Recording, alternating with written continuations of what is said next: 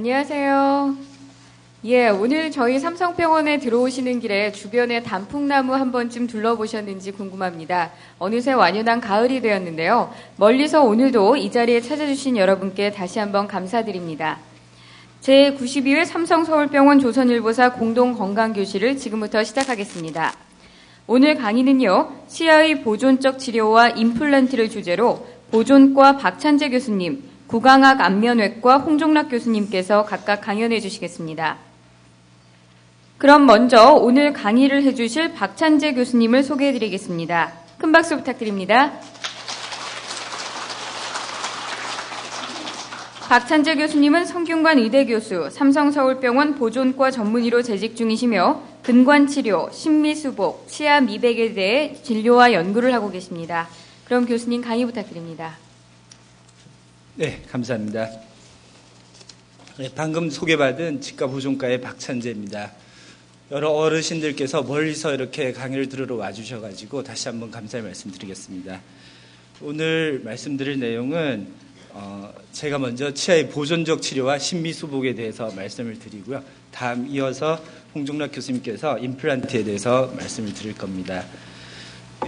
저는 치과 보존과에 있고요. 치과에는 현재 임상 과목이 8개 내지 9개 정도의 과목이 있습니다. 저희 삼성서울병원은 치과 대학병원은 아니기 때문에 종합병원으로서는 가장 큰 규모의 치과를 구성하고 있습니다. 그래서 현재 6개의 진료 과목이 진료과가 있고요. 그중에서 치과 보존과는 치아를 말 그대로 보존하는 그런 치료를 하는 과입니다.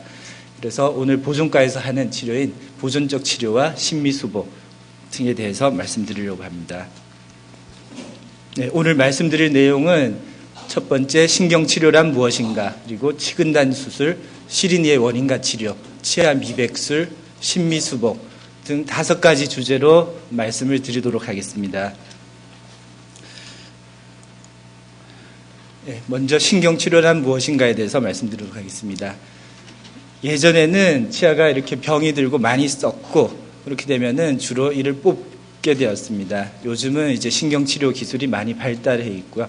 그래서 치아를 많이 살릴 수 있는 그런 방법들이 개발이 되어 있고요.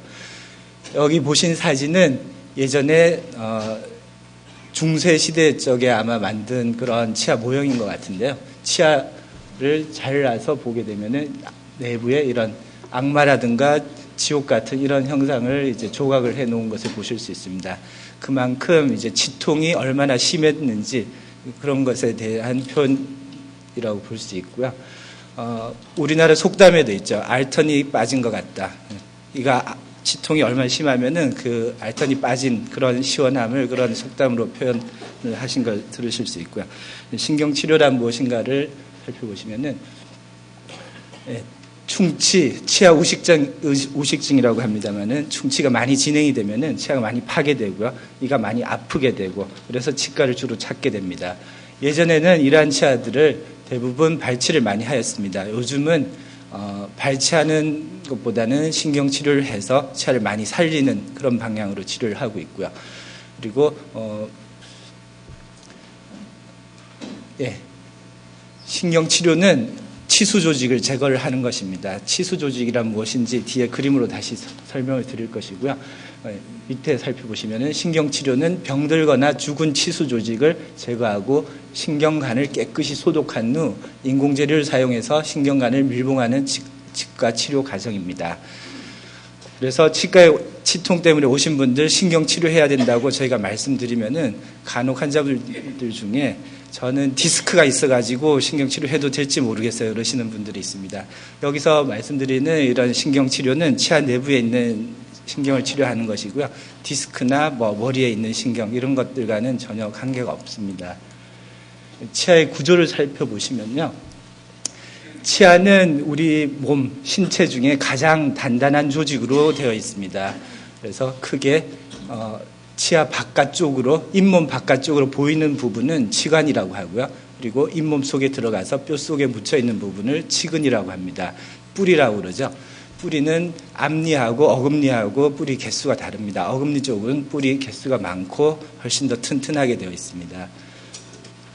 그리고 각 부분을 보시면은 가장 바깥쪽에 하얗게 보이는 부위가 범낭질이라고 합니다. 이것은 가장 단단한 조직이고요. 그리고 그 속으로 상아질로 구성이 되어 있습니다. 상아질에는 상아세간이라고 미세한 있어서 신경이 그쪽으로 뻗쳐져 있어가지고 치아가 찬 것이라든가 뜨거운 것 이런 것에 감각을 느끼게 되어 있고요. 그 내부에 치수라는 신경 조직이 있습니다. 치수는 신경과 혈관 그리고 결합 조직 등으로 구성이 되어 있고요. 잇몸뼈에서 이러한 신경관을 통해서 치아에 영양을 공급하게 됩니다. 이러한 치수는 치아를 이제 어릴 때 치아가 뼛속에서 만들어질 때 중요한 역할을 하게 되고요. 치아가 다 만들어지고 나게 되면은 혈관을 통해서 영양 공급을 하는 그리고 감각을 느끼는 그러한 기능을 하는 조직입니다. 이러한 치아에 치아 우식증, 충치가 생기게 되면은 혹은 충치라든가 치아가 파절되는 경우가 있습니다. 그런 경우에 치수에 신경 조직에 염증이 일어나게 됩니다. 염증이 일어나게 되면은 치아가 많이 아프게 됩니다. 찬 거라든가 뜨거운 것 혹은 단 것 이런 것들 자극에 의해서 아프게 되고 씹을 때 시큰거리기도 하고 그런 증상이 나타나게 됩니다. 그리고 거기에다가 이런 충치는 세균에 의해서 발생하는 것이기 때문에 세균이 치아 내의 신경 조직으로 들어가게 됩니다. 그러면 속에서 부패하게 되고요. 부패되고 그러한 부산물, 세균의 부산물 때문에 독성 때문에 뿌리 주위에 농양이 형성되게 됩니다. 고름이 차게 되고 잇몸뼈가 많이 손상이 되게 됩니다. 그래서 심한 경우에는 골수염까지도 생길 수 있고요. 굉장히 심한 통증과 그리고 잇몸이라든가 얼굴 조직이 같이 붓기도 하고요. 그래서 결국은 치아를 발치하는 그런 상황에까지 이르게 됩니다. 요즘은 임플란트라는 아주 좋은 재료가 개발돼 가지고 자기 치아처럼 이렇게 쓸 수 있는 그런 기능을 할 수가 있는데요. 그렇다 하더라도 부모님으로부터 물려받은 조물주가 만들어준 이러한 자기 치아를 보존하는 것이 더 좋은 치료 방법이라고 말씀드릴 수 있겠습니다. 이러한 충치가 진행이 되고 신경에 염증이 있고 뿌리 끝에 염증이 있는 치아를 방치하고 신경치료를 하지 않게 되면은 감염된 치수를 통해서 치근단 농양이 발생하게 되고요. 방금 말씀드린 대로 붓고 아프고 그리고 턱뼈까지 손상을 받게 되고요. 결국은 치아를 뽑게 됩니다. 주로 치과에 찾게 되는 원인들 중에 하나가 이제 잇몸 조직에 이렇게 염증이 생기는 경우입니다. 잇몸에 뭐가 자꾸 생겼다 없어졌다 하고 고름이 나오기도 하고 주로 통증이 있는 경우가 많습니다만 통증이 없이 이렇게 염증이 진행되어서 증상이 나타나는 경우도 있습니다. 이런 경우에는 신경치료가 필요하게 되고요. 그리고 어떤 분들은 이제 통증을 참을 만큼 참다가 도저히 참을 수 없게 되어서 오시는 분들이 많습니다. 이렇게 되면은 치료가 많이 힘들어지는 경우가 많습니다. 이분도 이제 아래쪽에 보시면은 치아 우식증이 많이 진행되어서 뿌리 쪽만 많이 남아 있고요.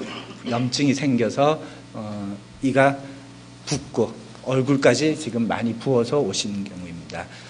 이런 분들은 이제 예약 없이 갑자기 찾아오시게 되죠. 저희 치과는 이제 진료 시간이 치료를 하게 되면은 보통 30분 이상 이렇게 걸리기 때문에 갑자기 오시면 저희가 치료해드리기가 굉장히 어려운 경우가 많습니다. 그렇지만은 이렇게 얼굴까지 붓고 굉장히 통증이 심하십니다. 진통제 같은 거 드셔도 낫지도 않고 이런 경우에는 응급처치를 하셔야지 되고요. 그리고 신경치료를 수행하시게 되면은 이러한 붓기라든가 통증이라든가 이런 게 소실이 되고요. 치아를 정상적으로 유지해서 쓸 수가 있습니다. 그래서 신경치료가 필요한 것입니다. 신경치료를 하고 나게 되면은 어떠한 모양이 되느냐 보시게 되면은 아까 손상된 치아를 신경치료를 하시게 되면은 이러한 모양이 됩니다. 뿌리 끝에 있던 염증은 신경치료 후에 저절로 치유가 됩니다. 그래서 다시 잇몸뼈가 들어차게 되고요. 그 다음에 신경이 있던 자리는 인공신경, 거타퍼처라고 그러는데요. 이러한 고무 비슷한 물질로 신경관을 밀폐를 시키게 됩니다. 이렇게 밀폐가 되면은 안에서 세균이 자라지 못하고요. 염증이 다시 재발하지 않도록 그렇게 방지를 하는 것이고요. 그리고 위쪽 부위는 신경이 있던 부분인데 코어라고 그래서 치과 재료를 이용해 가지고 치아를 보강하게 됩니다. 그 위에는 이제 충치가 있던 부분이라든가 치아가 파절된 부분, 이러한 부위를 크라운을 씌워가지고 인공치관을 씌워서 치아 기능을 회복하게 됩니다. 10분을 신경치료를 하게 되면은 한두 분은 치료를 실패를 할 수 있고요. 치료 실패하게 되면 어떻게 하느냐, 다 뽑거나 그러진 않고요. 다시 신경치료를 할 수 있습니다. 다시 치료를 할 수 있고요. 그래도 안 되는 경우에는 치근단 수술을 하게 됩니다. 뒤에 말씀드릴 치근단 수술을 하게 되고요. 결국 안 되는 치아는 뽑고 임플란트나 이제 보철을 하게 됩니다. 여기서도 예전에 신경치료를 하고 이를 치료를 해 두었는데요. 뿌리 끝에 염증이 생기고 통증이 있고 증상이 있어서 찾아오셨는데요. 예전에 신경치료한 게 좀 불완전하게 되어 있는 그런 분이었습니다. 이런 경우에 이제 신경치료를 다시 잘 해주게 되면은 증상도 없어지고요. 뿌리 끝에 있던 염증도 잘 치유가 되어서 엑스레이상에서 이러한 뼈가 잘 들어찬 것을 보실 수가 있고요. 치아는 이제 크라운을 해서 금리를 씌우게 되죠. 금리를 씌워서 정상적인 기능을 유지를 할 수가 있게 됩니다. 네, 오늘 나눠드린 자료에 있는 사진인데요. 치아 우식증이 진행되고 치간부에 있는 치아가 손상이 되어서 거의 없는 그런 환자분입니다. 신경치료를 하고 기둥을 세우고 이를 씌우게 되면은 치아를 살려서 쓰실 수가 있습니다. 이것을 뽑게 되면은 여기다가 이를 하나를 심는다든가 임플란트를 해서 심는다든가 아니면은 앞뒤에 이를 연결해서 브릿지라고 하죠. 브릿지를 하게 되는데 그런 경우에는 시간도 많이 걸리게 되고요. 비용도 많이 들게 되고 그래서 신경치료를 해서 쓰실 수 있는 방법이 가장 경제적이고 좋은 방법이라고 다시 말씀드릴 수가 있습니다. 그러한 치료가 가능하면은 조기에 치료를 하시는 게 좋고요. 방치를 해서 오래 두시게 되면은 이러한 신경치료가 불가능한 경우가 많이 있습니다.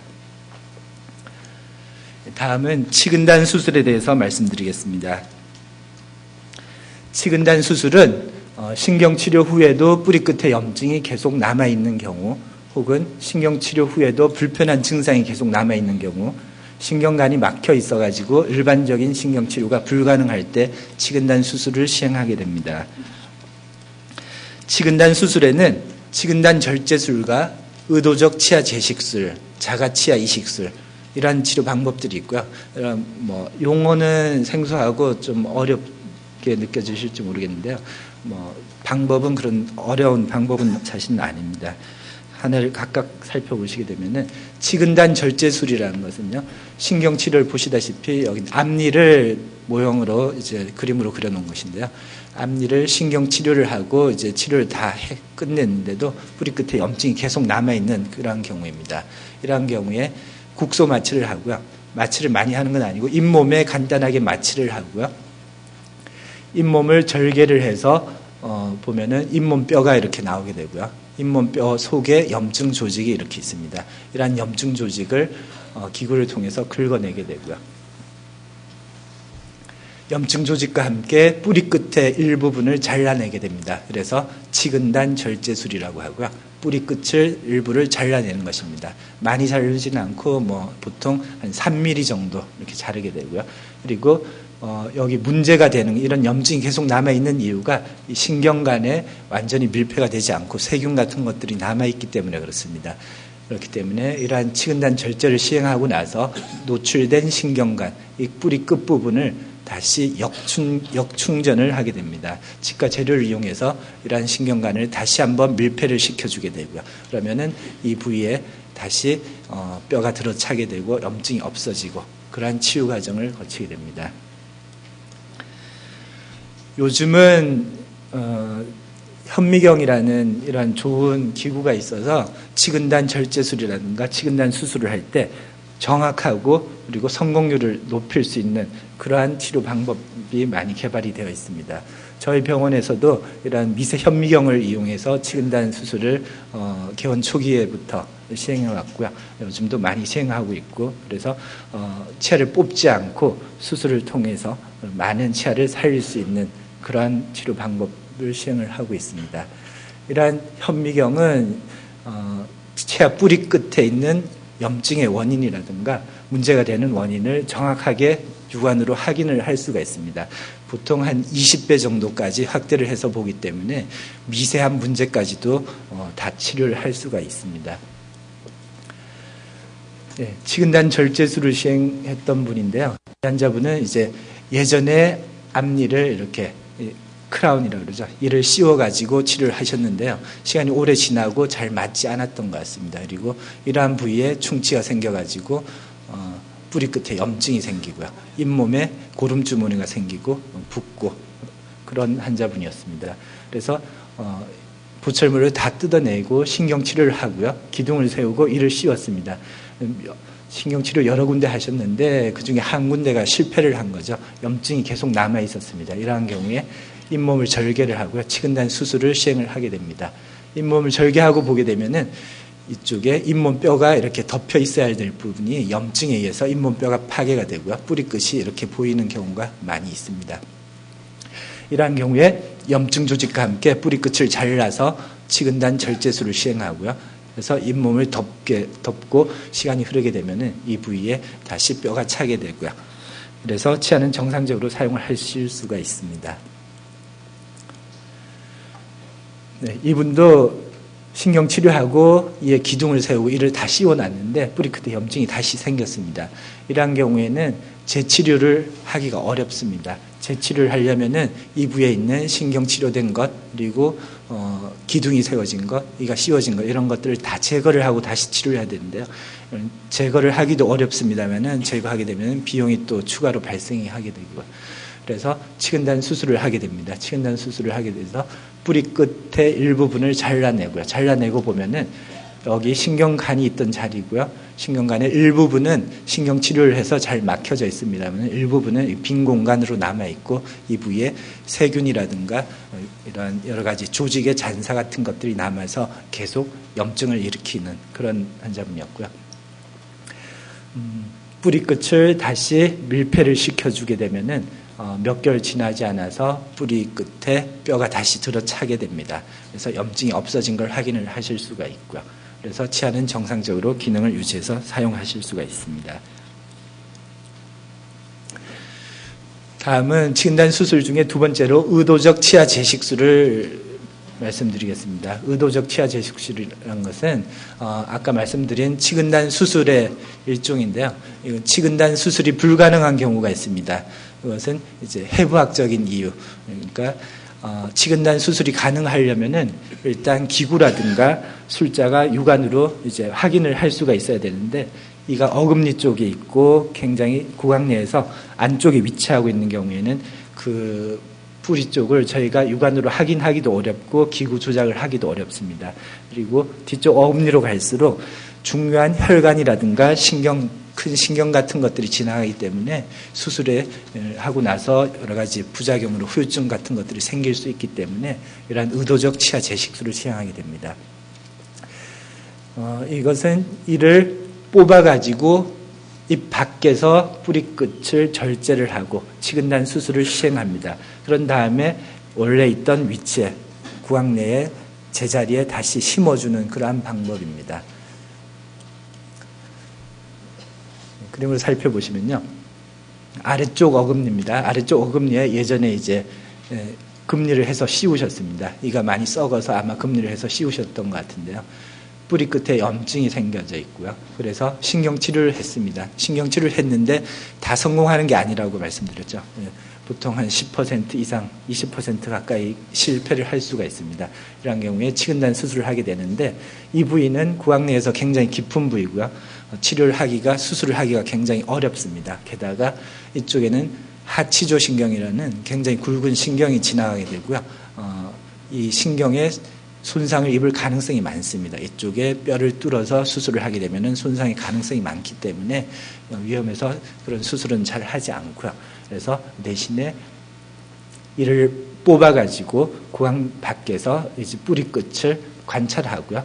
뿌리 끝을 잘라내고 아까 말씀드린 대로 치근단 역충전을 시행해가지고 다시 제자리에 심어주게 됩니다. 그러면은 치아 주변에 치주인대라 하는 조직이 다시 재생을 해서 치아와 다시 결합을 하게 되고요. 그래서 치아를 정상적으로 유지해서 사용하실 수가 있습니다. 이러한 시술은 치아가 일단 구강 밖으로 나오는 시간을 최소한으로 해야지 성공률을 높일 수가 있습니다. 그래서 보통은 이제 의사 두 사람이서 같이 시행하게 되고요. 이 환자분도 이제 치료하고 나서 몇 개월 지나지 않아서 뿌리 끝에 있던 염증이 없어지고 뼈가 들어찬 것을 보실 수가 있습니다. 이러한 의도적 치아 제식술은 몇 가지 문제점이 있는데요. 일단 이를 뽑아야 되기 때문에 치아가 파절될 가능성이 많이 있습니다. 이가 치아에 치조골에 단단히 부착되어 있기 때문에 뽑는 게 그다지 쉽지가 않은 경우가 많이 있습니다. 그런 경우에 치아가 뽑는 과정에서 부러질 수가 있습니다. 그러한 경우에는 다시 심을 수가 없고요. 그대로 뽑아버리게 되고요. 그리고 주변에 잇몸 염증이 있다든가 그런 경우에 염증이 계속 남아 있을 수 있고요. 치근 흡수는 일단 구강 내로 한번 나왔던 치아는 치아 주위에 조직이 많이 손상을 입게 됩니다. 그러한 손상 때문에 치아 뿌리가 흡수가 되고요. 그리고 치조골과 유착이 일어나서 치아가 점차적으로 당장은 아니지만은 수년에 걸쳐서 차츰차츰 흡수가 되고 결국은 못 쓰게 될 가능성이 있습니다. 그렇지만 이러한 치아 제식술은 아까 말씀드린 치근단 절제술과 유사한 성공률을 기대를 할 수가 있습니다. 그래서 이것도 80%나 90% 정도 성공하실 수가 있습니다. 이러한 경우에는 의사분과 치과의사 잘 상의를 해서 증례를 적절히 선택해서 치료를 하시게 되면 성공률을 높일 수가 있습니다. 다음은 치아 이식술인데요. 이것은 요즘 많이 하는 인공 치아 이식, 임플란트는 아니고요. 자가 치아 이식입니다. 자가 치아 이식은 구강 내에 이제 보통 쓸모없는 치아를 많이 뽑는 경우가 있죠. 사랑니인 경우. 사랑니 같은 경우에는 기능을 하지 않는 경우가 많이 있기 때문에 구강 내에서 뽑는 경우가 많이 있습니다. 이러한 사랑니를 보존해 뒀다가 다른 치아, 중요한 어금니를 뽑게 될 경우에 이러한 사랑니를 옮겨다 심어서 그 기능을 대신할 수 있는 그러한 치료 방법입니다. 이러한 치아 이식술도 문제점으로서 이제 유착에 의한 치근 흡수, 뿌리가 바깥에서부터 서서히 흡수된다든가, 그 다음에 치주 조직, 잇몸에 염증이 생겨서 잘 치유가 안 되는 그러한 현상들이 생길 수 있습니다. 이러한 현상은 아까 말씀드린 치아 제식술, 의도적 치아 제식술은 뽑은 치아를 제자리에 다시 넣기 때문에 그 치아랑 발치된 뼈 사이가 정확하게 맞습니다. 그렇지만은 치아 이식술은 제자리가 아닌 다른 자리에 옮겨 심기 때문에 잇몸 뼈 조직과 치아 뿌리가 정확하게 맞기가 어렵습니다. 그렇기 때문에 이러한 부작용이 생길 가능성이 많고요. 그래서 아주 제한된 경우에 이러한 시술을 하게 됩니다. 여기서도 보시면은 왼쪽 아래 어금니가 충치가 많이 진행이 돼가지고 뽑게 된 그런 환자분입니다. 다행히 위쪽에 사랑니가 하나 남아 있고요. 이 사랑니는 아래 교합이 되지 않기 때문에 맞닿는 이가 없기 때문에 기능을 하지 못하는 그런 치아입니다. 그래서 아래쪽 어금니를 뽑아내고요. 그 자리에 위쪽 어금니를 신경치료를 하고요.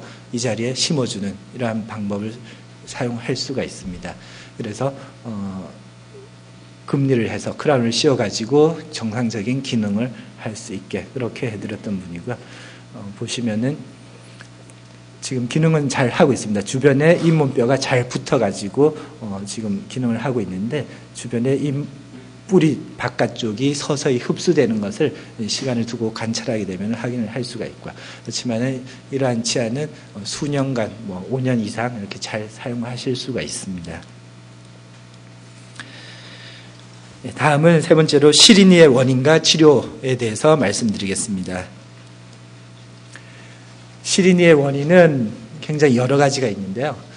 보통 이제 나이 드신 어르신분들이 이런 이가 시리다는 증상을 많이 호소하게 되고요.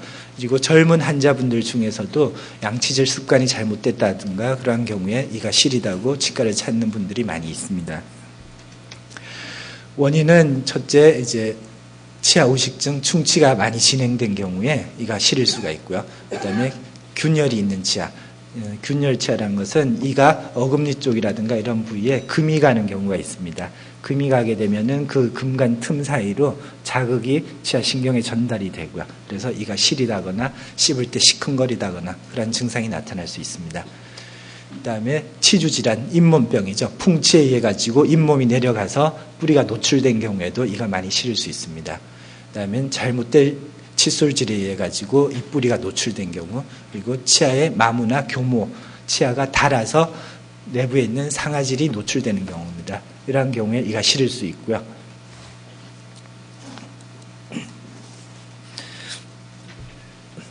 네, 그림으로 살펴보면은 치아의 구조는 아까 말씀드린 대로 겉에 범랑질이 있고요. 속에 상아질이 있습니다. 그 속에 치수라는 신경 조직이 있고요. 여러 가지 원인에 의해서 치아 오식증이나 칫솔질 잘못해서라든가 이러한 범랑질 조직이 파괴가 됩니다. 벗겨지게 되죠. 닳아서 없어지거나 파괴가 되게 되면은 내부에 있는 상아질이 노출되고요. 이 상아질은 확대해서 보시면은 이런 미세한 간으로 이렇게 연결이 되어 있습니다. 그 내부에 있는 치수 조직에 있는 신경이 이러한 상아질 내에 있는 미세 간을 통해 이렇게 신경이 바깥으로 나가 있고요. 이러한 신경이 이제 범랑질이 덮고 있다가 상아질이 노출이 되게 되면은 미세한 간이 바깥으로 구강 밖으로 노출이 됩니다. 이렇게 노출이 되게 되면은 어떤 기계적 자극이라든가 찬 거, 더운 거, 이런 온도 자극 혹은 단 거 이런 자극에 의해서 신경을 자극을 하게 됩니다. 신경을 자극하게 되면은 통증을 느낀다든가 이가 시리다든가 그런 증상을 가지게 됩니다. 네, 이 환자분도 얼마 전에 오셨었는데요. 보시면은 잇몸병이 많이 진행이 돼서 뿌리가 많이 노출되어 있고요. 그리고 거기에다가 잘못된 잇솔질, 칫솔질을 잘못해서 이 뿌리가 이렇게 많이 패인 걸 볼 수 있습니다.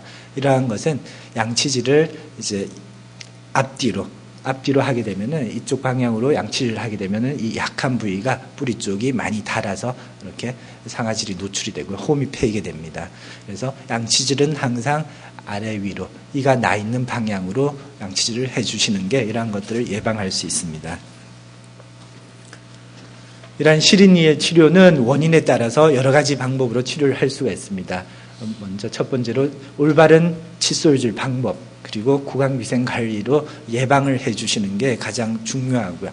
그 다음에는 치아 우식증이나 치주염, 잇몸병이 있으면은 이것들을 치료를 해서 시린이를 치료할 수가 있습니다. 그리고 대개의 경우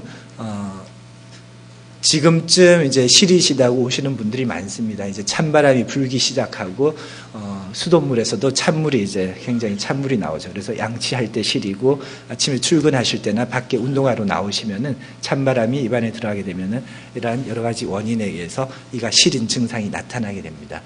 그러한 경우에 대개는 이제 저절로 괜찮아지는 경우가 많이 있습니다. 양치질 잘 하시고 그러면은 증상이 심하지 않은 경우에는 시간이 지나면서 점차 완화되고 증상이 없어지게 됩니다. 그렇지만 그런 증상이 계속 지속이 되고 많이 불편해 하실 경우에는 시린이에 쓰는 치약을 사용하실 수가 있습니다. 뭐 국산도 있고요, 수입품도 있고 그런데 시린이에 쓰는 전용 치약이 있습니다. 이런 것들은 이제 상아세간, 아까 노출된 상아질을 보호해주는 그러한 성분을 포함하고 있기 때문에 이러한 지각가민치와 시린이를 어느 정도까지는 완화를 시켜줄 수 있습니다. 그 다음에는 좀 더 적극적인 치료 방법으로 치과에서 하는 시술인데요. 불소라든가 혹은 지각가민 처치제, 특수한 약품을 사용해서 이러한 노출된 상아질, 시린 부위에 도포를 해주게 되면은 시린 증상이 많이 완화될 수가 있습니다.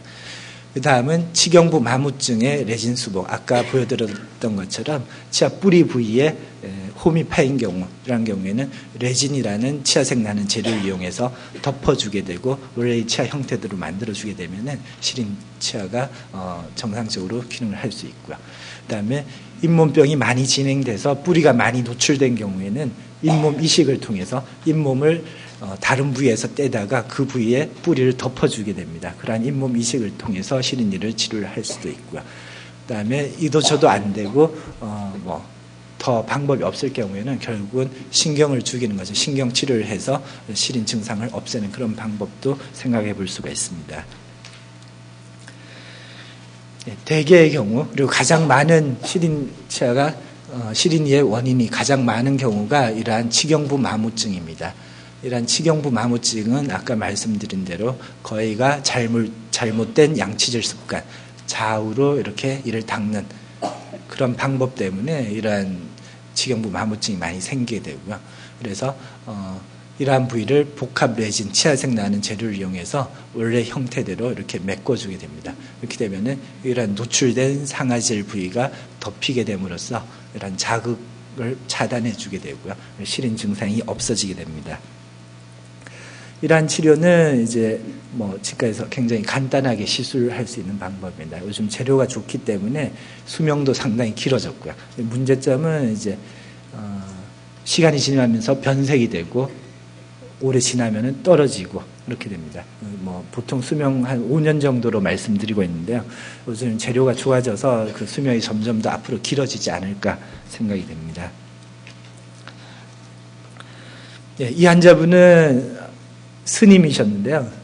치경부 마모증이 전체에 걸쳐서 다 있었습니다. 치경부 마모증을 그래서 시리다고 말씀하셔서 전체 치아를 거의 다 치료를 했는데도 요즘 이제 운동하러 나갈 때마다 시리다고 그러셔가지고 다시 보니까 앞니 쪽에, 아랫니 앞니 쪽에 씹는 면에 이제 마모가 많이 생겼던 그런 증례고요. 이러한 부위도 보시면 여기가 노랗게 많이 노출되어 있는 것을 보실 수 있습니다. 이런 노랗게 노출된 부위가 상아질이고요. 이러한 부위에 찬 자극이라든가 찬바람 같은 게 들어야 되면은 이가 시린 증상이 나타나게 됩니다. 이러한 경우에도 레진으로서 간단하게 메꿔줌으로써 시린 증상이 많이 없어지실 수 있습니다. 네, 다음은 요즘 이제 젊은 분들이 주로 관심이 많은 경우인데요. 치아 미백술에 대해서 말씀드리겠습니다.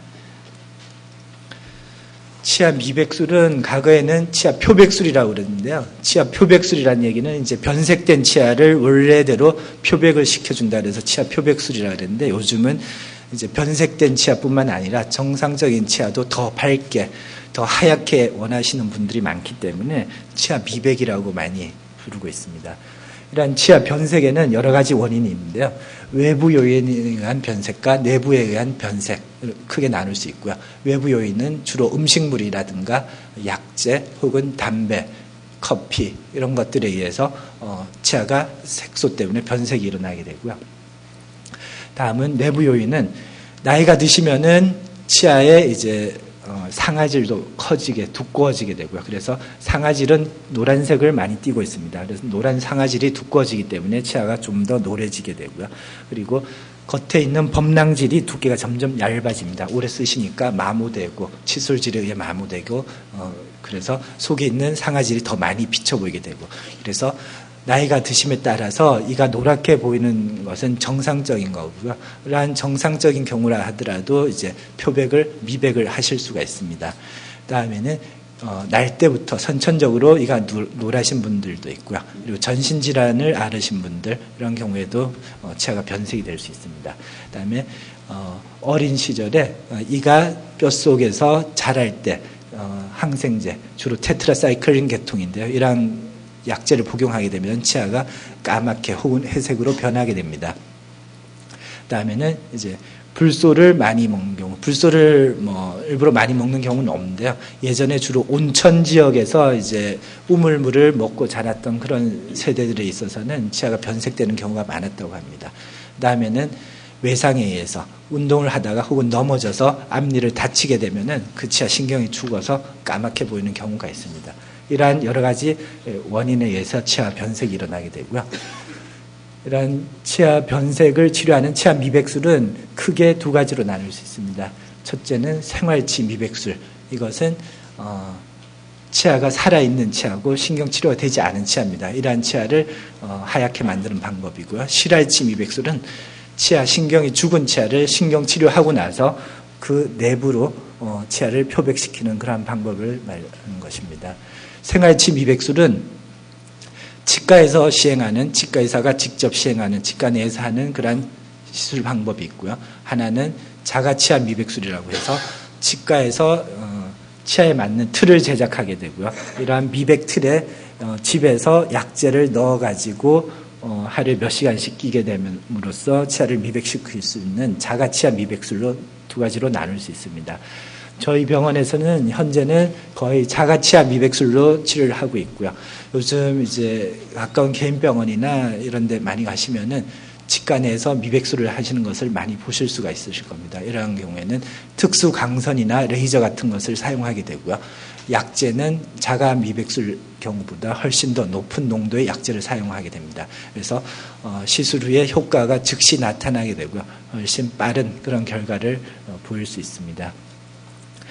오늘 말씀드릴 내용은 주로 이제 자가치아 미백술에 관한 것입니다. 치아 미백 약제는 저희가 사용하는 것은 카바마이드 포옥사이드라는 것인데요. 이것은 결국 구강 내에서 이제 타액과 반응해서 분해되게 됩니다. 분해되게 되면은 H2O2라고 하는 과산화수소수, 상처를 입었을 때 소독약으로 사용하는 것이죠. 과산화수소수로 분해되게 되고요.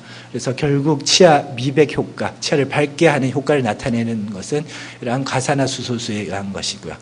보통 10%의 카바마이드 포옥사이드는 3.4% 정도의 과산화수소수 농도를 나타낸다고 합니다. 그래서 저희 치과에서 사용하는 것은 자가 미백술에서 사용하는 카바마이드 포옥사이드는 약 15% 정도를 사용을 하고 있습니다. 이러한 카바마이드 포옥사이드는 이제 현재 아주 안전한 약제로 알려져 있고요. 임산부에서는 아직 안전성이 확보가 되어 있지 않기 때문에 조심하시면 되고, 다른 경우에서는 누구나 사용하실 수가 있습니다. 그래서 이렇게 노랗게 변색된 치아는 이러한 색소가 침착이 되어서 이렇게 노랗게 보이는 경우인데요.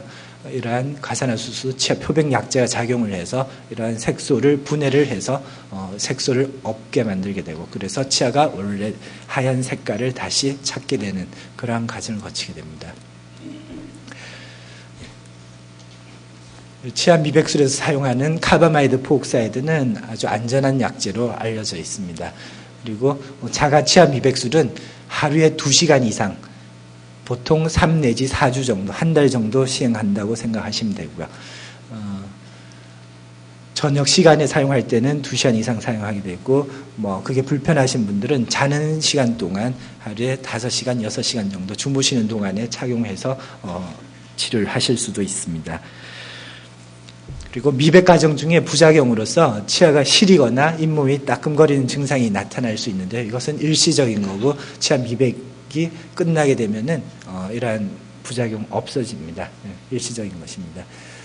그리고 이러한 미백 효과는 한 2, 3년 정도, 길게는 5년까지도 유지가 되고요. 그리고 주기적으로 1년에 한 번이나 2년에 한 번 정도 터치업이라고 해서 2, 3일 정도만 이러한 미백 틀을 다시 끼고 치료를 하시게 되면은 원래대로 그러한 미백 효과를 오랫동안 유지를 하실 수가 있습니다. 미백 과정은 굉장히 간단합니다. 일단 치과에 오셔가지고 검사를 하시고요. 그리고 미백을 하게 되면은 일단 치아 모형을 만들게 됩니다. 이 본을 떠가지고 석고형 모형을 만들고요. 여기에 미백 틀을 만들게 됩니다. 투명하게 생긴 미백 틀을 치아에 맞도록 제작을 해서 구강 내에 잘 맞도록 제작을 하고요. 그 다음은 집에서 계속 치료를 하시면 되는 겁니다. 미백 틀에 미백 약제를 이렇게 넣고요. 구강 내에 장착을 하시면은 2시간 정도 물고 계시면은 치아가 하얗게 됩니다. 미백하는 동안에는 이러한 커피, 콜라, 홍차 이러한 색소 있는 음식은 피하시는 게 좋고요. 그리고 이러한 오렌지나 레몬, 귤 이러한 시고 색소 있는 과일 같은 것들도 치아에 변색을 야기시키고요. 그리고 미백하는 동안 이를 시리게 만들 수 있기 때문에 피하는 것이 좋고요. 그리고 담배도 치아 착색을 많이 유발한다고 말씀드렸죠. 그래서 담배도 안 피시는 게 좋습니다. 네. 이 환자분도 저희 동료 치과 의사였는데요. 구강 상태가 별로 좋지가 않죠. 이가 열심히 안 닦으신 것 같습니다. 그래서 제가 미백을 해드렸는데, 위쪽만 먼저 미백을 한 2주 정도 했고요. 아래쪽과 비교해 보시면은 위쪽이 많이 하얗게 된 것을 알 수가 있습니다. 그래서 치료 전과 치료 후의 사진이고요. 이분도 젊은 여자분이신데요. 여기 앞뒤에 이제 많이 변색이 되어 있는 것을 보실 수가 있습니다. 이런 경우 미백을 한 2, 3주만 하시면은 충분히 하얗게 되고요. 밝게 환하게 웃는 모습을 보실 수가 있습니다. 이분은 이제 가게 하시는 분인 것 같은데요.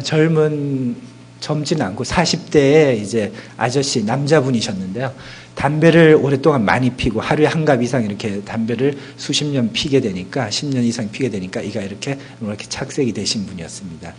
그래서 미백하는 동안 담배 피지 말라고 말씀드렸더니 미백하고 나서 치아가 하얗게 돼서 굉장히 좋아하셨고요. 미백하고 나서도 담배를 계속 끊겠다고 저하고 약속을 하셨던 분입니다. 그리고 요즘은 이제 젊은 주부분들 특히 이런 치아를 하얗게 하고자 하시는 분들이 많이 있습니다. 그래서 정상적으로 치아 색깔을 가지고 계신 분인데요. 노랗거나 어두워 보이지 않는 경우입니다. 아주 정상적인 경우인데 치아를 더 밝게 원하시는 경우가 많습니다. 이러한 경우에도 이제 이러한 자가 미백술을 통해서 치아를 더 밝게 만들 수가 있습니다. 아주 하얗게 된 경우가. 네, 이분도 마찬가지입니다. 치아가 그다지 노랗지 않은데 미백을 원하셔가지고 더 하얗게 이렇게 되신 분이고요. 그리고 아까 말씀드렸던 이제 어머니 뱃속에 있을 때나 아니면은 어릴 때 이러한 항생제에 의해서 치아가 변색이 일어날 수가 있습니다. 이러한 테트라사이클린에 의해서 치아가 이렇게 회색이나 검게 변한 경우에는 미백에 잘 반응을 하지 않습니다. 그래서 미백을 굉장히 오랫동안 해야지 효과가 나타날 수 있고요. 그리고 미백에도 반응이 없는 경우에는 다른 치료 방법, 이를 갈아서 씌운다든가 라미네이트를 한다든가 그런 방법으로 치료를 할 수가 있습니다. 그리고 또 한 가지 방법은 미백으로 잘 치료가 되지 않는 경우가 있습니다. 치아가 아주 이렇게 노랗게, 보통 불소 때문에 이런 경우가 많이 생기는데요. 이런 경우에 미세 연마술이라고 그래서 치아 표면을 0.1mm 혹은 0.2mm 정도 미세하게 갈아주게 됩니다. 치아 모양이라든가 이런 광택이라든가 질감 같은 게 변하지 않으면서 색소가 침착된 변색된 부위만 선택적으로 제거를 할 수가 있습니다. 아주 간단하게 치료를 하실 수가 있는 방법이고요. 다음은 실알치 미백술인데요. 지금까지는 이제 생알치 미백술로 자가 치아 미백술을 시행한 경우고요. 치아가 외상에 의해서 한두 개의 앞니가 변색되는 경우가 있습니다. 그래서 웃을 때 보면은 한두 개가 이가 까맣게 보이는 분들이 간혹 주위에 많이 보실 수가 있습니다. 이러한 경우에는 치아의 신경치료를 하고요. 위에다가 약재를 넣고 일주일씩 두게 됩니다. 그래서 한 두세 번, 4번 정도 이렇게 치료를 하시게 되면은 이가 하얗게 원래 색조로 다시 되돌아오게 됩니다. 보신 바와 같이 이제 이가 깨졌죠. 어릴 때 넘어져서 이가 깨지게 되고 치아 신경이 죽게 됩니다. 신경 치료를 하게 되고요. 치아는 변색체로 남아 있습니다. 이러한 변색은 치아가 다치면서 신경이 죽고 신경이 죽으면은 내부에서 출혈이 일어나게 됩니다. 치수 조직에 출혈이 일어나게 돼서 그 피가 분해되면서 이러한 변색을 야기시키게 되고요. 실알치 표백술을 2, 3회 시행하고 나게 되면은 주변과 같은 색조를 띤 그러한 치아를 얻을 수 있고요. 깨진 부위는 레진을 이용해서 간단하게 붙여주면은 원래 모양대로 회복하실 수가 있습니다. 마찬가지죠. 이러한 분들을 간혹 많이 보실 수가 있으실 겁니다. 네, 이분도 다쳐서 변색된 경우고요. 신경치료하고 치아 실알치 미백술을 시행하고 밝아진 모습이고요. 여기도 마찬가지입니다. 다음은 5번째 마지막으로 신미수복 재료에 대해서 말씀드리겠습니다. 신미수복은 치과 여러 가지 재료가 있는데요. 그 중에서 치아색 나는 재료로 수복하는 것을 신미수복이라 하고요. 치과 수복 재료에는 직접 수복 재료와 간접 수복 재료로 크게 나눌 수 있습니다. 직접 수복 재료는 한 번 내원해가지고 치료를 당일날 끝낼 수 있는 그런 재료를 말하는 것이고요. 간접 수복 재료는 한 번 내원해가지고 되지가 않습니다. 2번 이상 내원해야 되고요. 이것은 이를 갈아낸 다음에 본을 떠서 이제 이를 만들게 되죠. 치아색이나 금리나 이런 것들을 만들어서 그 다음번에 오셨을 때 끼워주는 그런 치료 방법이고요. 그래서 직접 수복 재료에도 복합 레진이 들어가고요. 그리고 아말감이라고 이제 은빛 나는 검게 보이는 그런 치료, 예전에 많이 하셨던 그런 치료도 직접 수복 재료입니다. 간접 수복 재료에는 금이라든가 금속, 도제, 복합 레진 이런 것들이 있고요. 인네일, 온네일, 라미네이트, 크라운 브릿지 이렇게 부르고 있습니다. 그 중에서 이제 레진 치료는 치아색 나는 재료로 요즘 굉장히 많이 쓰이고 있는 재료입니다. 치아와 동일한 색깔을 가지면서 원하는 모양을 쉽게 만들 수 있고 플라스틱 계통이라고 쉽게 이렇게 말씀드릴 수 있고요. 레진 치료를 요하는 경우는 앞니에 충치가 생긴 경우나 치아가 부분적으로 깨진 경우, 이 사이가 벌어진 경우, 그리고 아까 보셨던 이가 패인 경우 등을 치료하실 수가 있습니다. 이러한 레진의 장점은 치아색과 같아서 눈에 띄지 않고 보기가 좋습니다. 그리고 치아와 접착제에 의해서 결합을 하게 됨으로써 이를 많이 삭제를 하지 않고도 치료를 할 수 있어서 좋습니다. 단점으로는 변색이 일어날 수 있고요. 아직까지는 플라스틱 쪽이기 때문에 금속보다는 강도가 많이 떨어집니다. 그래서 많이 닳게 되는 그런 경우가 있습니다. 앞니에 충치가 있는 경우고요.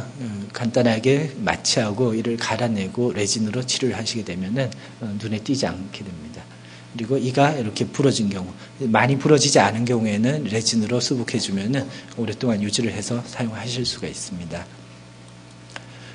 어금니 쪽에서도 충치 부위가 그렇게 넓지 않은 경우에는 레진으로 간단하게 치료를 하실 수가 있고요. 그리고 치경부의 마모와 충치가 같이 진행된 경우인데요. 이런 경우에도 레진으로 치료를 하실 수가 있습니다.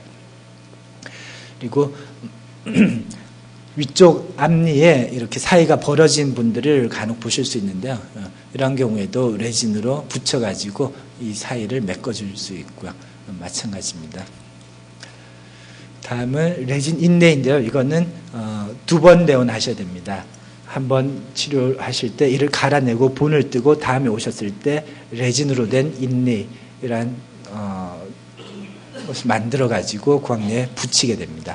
이것은 예전에 이제 아말감이라는 재료로 치료를 하신 것인데 부분적으로 떨어져 나가기도 하고요. 밑으로 다시 충치가 생겼던 환자분인데요. 이것을 갈아내고 레진 인내로 치료를 한 그런 모습입니다. 훨씬 더 보기에도 깨끗하고요. 환자분들도 굉장히 좋아하십니다. 비용이 많이 든다는 단점이 있습니다. 그다음에 이제 레진 아니라 이제 도제로 치료하는 경우인데, 도제라는 것은 이제 도자기 종류를 말하는 것입니다. 도자기는 이제 치아와 색깔이라든가 투명도라든가 이런 것이 가장 유사하고 가장 심미적인 재료입니다. 그렇지만은 강도가 아주 높기 때문에 반대쪽 맞닿는 치아를 마모시킨다는 단점이 있습니다. 그래서 아말감이라든가 충치가 있는 경우에 도제 인내로 다시 치료를 한 경우고요. 다음은 도제 라미네이트를 들 수 있습니다. 라미네이트라는 것은 손톱처럼 얇게 도제로 만들어서 치아 앞면에 붙이는 그러한 시술 방법이고요. 치아를 미세하게 갈아낸 후에 그 부위를 도제 라미네이트를 만들어서 붙이게 됩니다. 치아가 변색이 있고요. 표면에 이렇게 결손 부위가 있습니다. 이런 경우에는 미백을 하더라도 효과가 별로 없고요. 그리고 치아가 이렇게 돌아가 있어서 모양도 보기 싫고, 이런 경우에 라미네이트를 해서 치료를 하시게 되면은 색깔이라든가 모양 같은 것을 바로 잡아줄 수가 있습니다. 과정은 보시면은 이 환자분은 앞니 사이가 벌어져서 라미네이트를 원하셔가지고 도제 라미네이트로 치료하신 거고요. 라미네이트는 이렇게 얇게 치아 표면에 붙일 수 있도록 제작이 되고요. 이를 표면을 얇게 갈아서 본을 뜨고 이러한 기공을 만들어서 구강내에 붙여주게 되면은 치료가 끝나는 것입니다. 보통 2번 정도 나오시면 되고요. 이분도 마찬가지죠. 이쪽에 옆에 가운데 있는 아니고 옆에 이 사이가 벌어져 가지고 라미네이트로 치료를 하신 경우고요. 이분은 예전에 했던 경우인데 표백을 해볼 수도 있었던 환자분인 것 같은데 라미네이트를 원하셨습니다. 라미네이트로 치료를 하신 경우고요. 다음은 전부 도제관을 들 수 있습니다. 전부 도제관이라는 것은 앞니의 경우에는 도제관으로 이제 치료를 많이 하게 됩니다. 기존에는 속에 금속이 들어가서 도제를 더 강화시켜서 잘 깨지지 않도록 만들었었는데, 요즘은 이러한 도제의 재료 자체가 많이 발전을 해서 강도가 많이 좋아졌습니다. 그래서 속에 금속을 넣지 않고도 도제관을 만들어서 이를 씌울 수가 있습니다.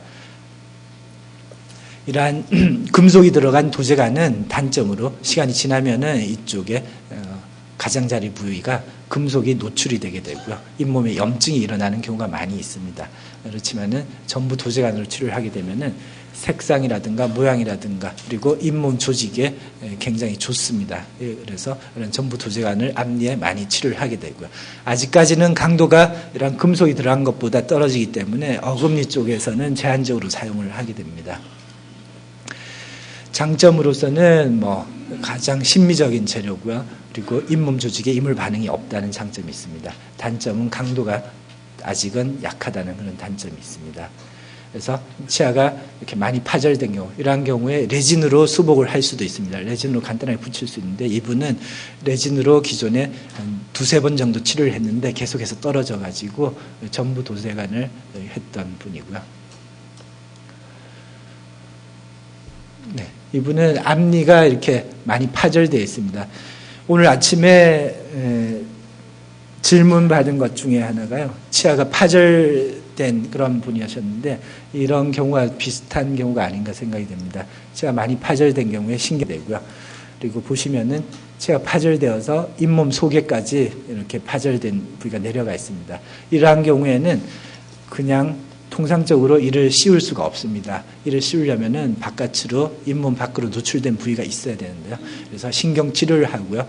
이 뿌리를 교정 장치를 써서 잡아당기게 됩니다. 그러면은 뿌리가 위쪽으로 이렇게 올라오게 되고요. 거기다가 기둥을 세우고 이를 어느 정도 만들어서 도제관을 씌워 가지고 치료를 했던 그런 환자분입니다.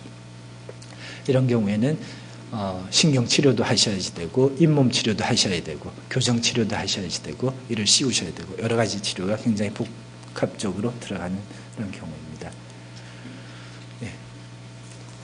지금까지 제가 말씀드리고자 하는 내용을 다 말씀드렸고요. 거기 구강 건강을 위한 10가지 수칙이라고 해서 보건복지부에서 나온 게 있습니다. 오늘 나눠드린 자료에 보시면은 잘 나와 있습니다. 여기 잘 읽어보시고 평소에 잘 실천을 하시면은 치과에 다니신 일을 많이 줄일 수가 있고 나중에 고통을 줄일 수 있는 그러한 방법이 되니까 잘 숙지를 해주시면 감사하겠습니다. 이상으로 제 강의를 마치겠습니다.